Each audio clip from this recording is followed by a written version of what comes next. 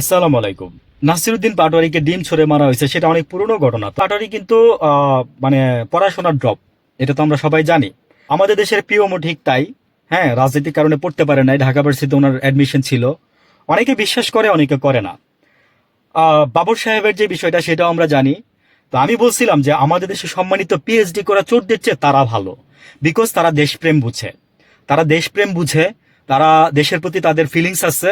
মানে prime minister যে red ফোনে কথা বলে, সেই রেড ফোনের তার কাটা, সেই রেড ফোনের লাইন নাই, এবার আরো কিছু ফোনের লাইন নেই। মানে এটা কিন্তু কোনো যান্ত্রিক ত্রুটি ছিল না। এবং প্রাইম মিনিস্টারের লাইনেই যান্ত্রিক ত্রুটি কেন থাকবে ভাই? বা একদিনের জন্য, এক সেকেন্ডের জন্য কেন ওনার লাইন কাট আপ করা হবে বা থাকবে? তাও আবার সেই লাইন ঠিক করতে ঈদের পরে, হ্যাঁ, 7 ঘন্টা টাইম লাগছে।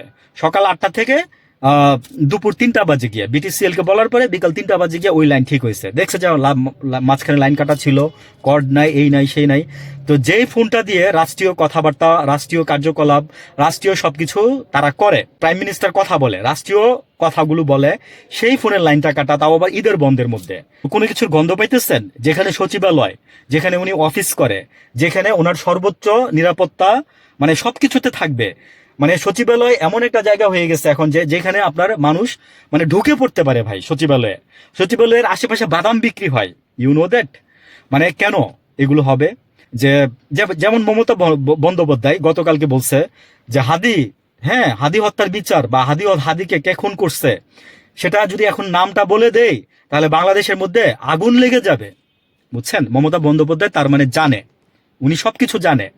এবং হাদি ভাইয়ের ভাইকে নিয়ে আবার নতুন করে শুনলাম যে উনি মাঝখানে একটা ব্রিফ দিয়ে বলছিল না যে আমি কোনো কিছু নেই নাই, সরকার আমার এই দিছে সেই দিছে, চাকরি বাকরি।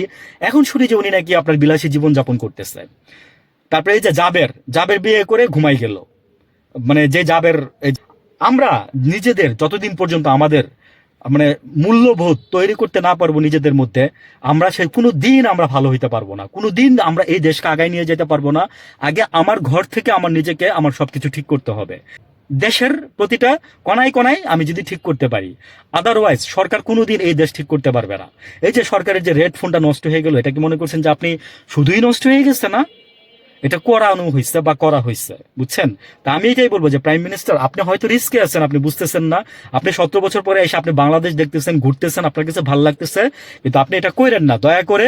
বিকজ আমরা আপনাকে অনেকদিন পরে, 35 বছর পরে আমরা একজন ছেলে প্রধানমন্ত্রী পাইছি, যাকে আমরা ভাই হিসাবে ট্রিট করতে পারি, মনের কথা বলতে পারি। হ্যাঁ, আমার কি লিঙ্ক আছে সেটা আমি জানি, এখানে আমি ফলো করতে আসবো না কোনো কিছুই। কিন্তু আমি বলবো যে আপনি প্লিজ প্রোটোকলটা মেনটেন করেন, অন্তত বাংলাদেশের জন্য। এটা আমি আপনার ভালোর উদ্দেশ্যে বললাম। ভালো থাকবেন সবাই। আসসালামু আলাইকুম।